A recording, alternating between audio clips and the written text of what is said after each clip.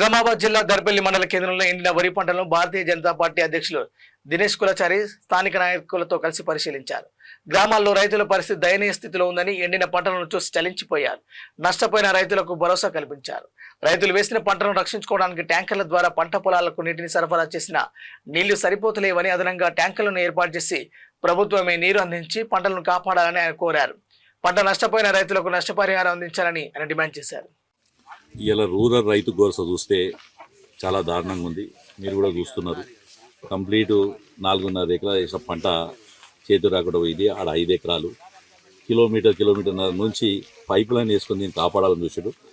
ఇంకొక 2 తడులు ఇట్లా తరిగి ఉంటే ఈ పంట అతని చేతికి వచ్చేది. ఇవాళ నేను కాంగ్రెస్ ప్రభుత్వాన్ని అడుగుతున్నా, ఎమ్మెల్యేని అడుగుతున్నా, ఏమే 3 ఎకరాలు లక్ష ఎకరాలకు 3 ఎకరాలకు పైప్ లైన్ ద్వారా ఇస్తామన్న నీళ్ళు.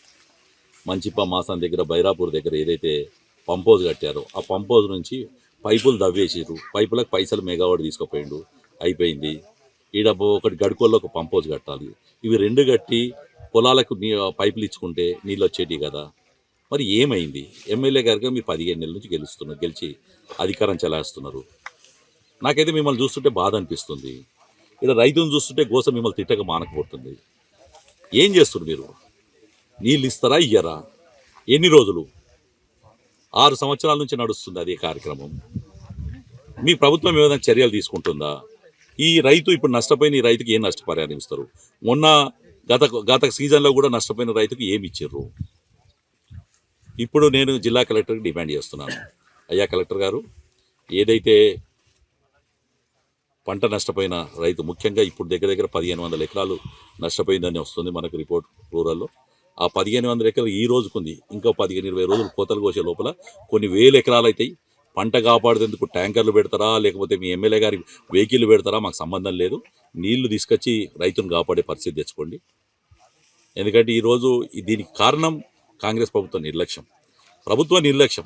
2500 కోట్లతోని 1,00,000 ఎకరాలకు 3 ఎకరాలకు ఒక పైప్ లైన్ చొప్పున ఏదైతే ప్రాజెక్టు ఉందో, ఏమైంది ఆ ప్రాజెక్టు? ఎక్కడి దాకా వచ్చింది ఆ ప్రాజెక్టు? కనీసం ఆ ప్రాజెక్ట్ అయినా చూసినావా? ఓట్లు వేయించుకున్నానికి వాళ్ళ దగ్గరికి పోయి రెచ్చగొట్టినవా? ఆ ప్రాజెక్టుకు మంచిప్ప మాసాన్ని చెరుకు సంబంధం లేదు. ఆ ప్రాజెక్ట్ డైరెక్ట్ కెనాల్ నుంచి బైరాపూర్ పంపోజ్లో పడితే, ఆ బైరాపూర్ పంపోజ్లకించి గడ్కోల్ పంపోజ్కి వస్తే, బైరాపూర్ నుంచి బిచ్పల్లి, ఇందల్వాయ్ ఈ ప్రాంతం అంతా కూడా వారుతుంది. అలాగే గడ్కోల్ ఉన్న దాని దగ్గర నుంచి దర్పల్లి, సిరికొండ ప్రాంతం అంతా కూడా వారుతుంది. అదన్నా అవగాహన ఉందా లేదా మీకు? కాబట్టి నేను మరొక్కసారి ప్రభుత్వాన్ని, ముఖ్యమంత్రి గారిని, అలాగే ఇక్కడున్న స్థానిక ఎమ్మెల్యేని, ప్రభుత్వ జిల్లా కలెక్టర్ గారిని డిమాండ్ చేస్తున్నాను. ఈ నష్టపోయిన ఈ రైతుకి ఏ రకంగా ఆదుకుంటారు మీరు డిమాండ్ చేయండి. ఎందుకంటే రైతు ఒక గంట కూడా పొలం విడిచి బయట ఉండే పరిస్థితి లేదు. వచ్చిన 4 నీళ్లతోని 2 ఎకరాలు వేసినోడు ఎకరమన్నా బతకని, ఎకరం బతకకపోతే అర్ధెకరమన్నా బతకని అని చెప్పి రోజు పొలం దగ్గర తాపత్రయంలో ఉన్నాడు. కాబట్టి ప్రభుత్వానికి మరొక్కసారి డిమాండ్ చేస్తున్నా, రైతు ఏదైతే నష్టపోయారో వాళ్ళకి ఇమీడియట్లీ నష్టపరిహారం ఇచ్చి వాళ్ళని కాపాడలేకపోతే ఆయన మానసిక స్థైర్యం దెబ్బతినే పరిస్థితి ఉంది. ఎమ్మెల్యే ఫెయిల్యూర్తోనే ఈ పరిస్థితి అని మరొకసారి చెప్తున్నాను.